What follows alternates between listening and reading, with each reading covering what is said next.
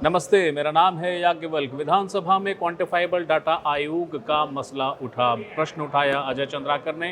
Quantifiable data आयोग एक ऐसा आयोग था जिसकी चर्चाएं बहुत रही, लेकिन आखिर ये आयोग क्यों बना था और इस आयोग की उपयोगिता क्या थी, ये पता नहीं चला, क्योंकि विधानसभा के पटल पर इसकी रिपोर्ट ही नहीं आई। अजय चंद्राकर जी ने विधानसभा में प्रश्न पूछा, जवाब आया, मगर जवाब से वो कितने संतुष्ट हैं नहीं हैं, ये जानने की कोशिश मैं खुद अजय जी से करूंगा। अजय जी प्रणाम। प्रणाम प्रणाम। आपने क्वांटिफाइबल डाटा आयोग को लेकर प्रश्न उठाया, समझ आया क्या है ये क्वांटिफाइबल डाटा? चूंकि माननीय मुख्यमंत्री ने उसको दिखवाएंगे, परीक्षण करेंगे कहा, तो मैंने आगे का प्रश्न नहीं किया, पर मैं तो इसको डाटा घोटाला कहता हूँ। भूपेश बघेल जी के सरकार के हर काम मेरी दृष्टि में घोटाला। तो डाटा घोटाला इसलिए है कि उसकी रिपोर्ट आने के बाद भी उसके कार्यकाल को बढ़ाया गया, उसके रिपोर्ट सार्वजनिक हो नहीं रहे। किस आधार पे किसको रिजर्वेशन देना है, क्या करना है, वो अकेले भूपेश बघेल जी जानते हैं। उसके बाद क्या है कि वो क्वांटिफाइबल डाटा आयोग के बाद प्रवेश और नौकरी में आरक्षण के जो विधेयक पारित करवाए थे, वो विधेयक पारित ही नहीं हुआ था। 9वीं अनुसूची में उसको जोड़ा जाए करके उन्होंने शासकीय संकल्प विधानसभा में ला दिया, जो कभी आज तक हुआ नहीं जी। तो बच्चा पैदा भूपेश बघेल जी करे, उसका पालन पोषण माननीय मोदी जी करे।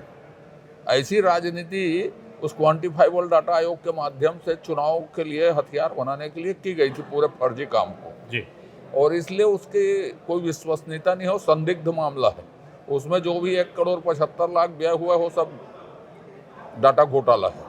आपके इस डाटा घोटाले का आपने विषय उठाया, लेकिन अंततः जो मूल बात, जो जब भी इसका जिक्र आया, चाहे जब बीजेपी विपक्ष में थी या अभी आज जब लोग सत्ता में हैं, हालांकि मुख्यमंत्री ने कहा दिखाते हैं, दिखवाते हैं, लेकिन क्या ये डाटा रिपोर्ट विधानसभा के पटल पर रखी जाएगी? उम्मीद करें।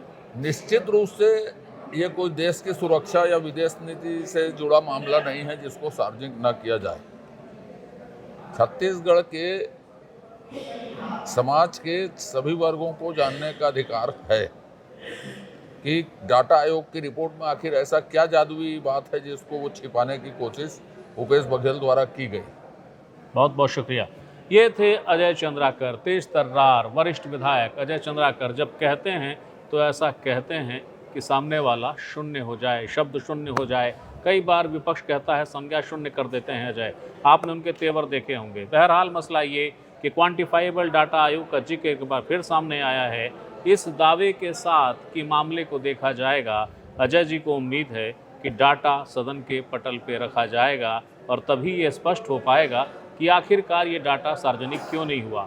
वैसे सियासत के भीतर खाने जो बातें आती हैं वो ये कहती हैं कि तत्कालीन मुख्यमंत्री भूपेश बघेल के लिए ये जो क्वांटिफाइबल डाटा आयोग था, उनके राजनीतिक सलाहकारों की सलाह की उपज थी, जिसके हिसाब से पिछड़े वर्ग की सियासत में राष्ट्रीय परिदृश्य में भूपेश बघेल की जगह शायद मुमकिन होती। लेकिन इस डाटा में कुछ ऐसा आंकड़ा था जो उनके लिए समस्या भी बन रहा था और इसीलिए वो आंकड़े सार्वजनिक नहीं हुए। बहरहाल अगली बार फिर किसी नई खबर के साथ, किसी नई शख्सियत के साथ मैं फिर हाजिर होऊंगा। तब तक के लिए नमस्कार।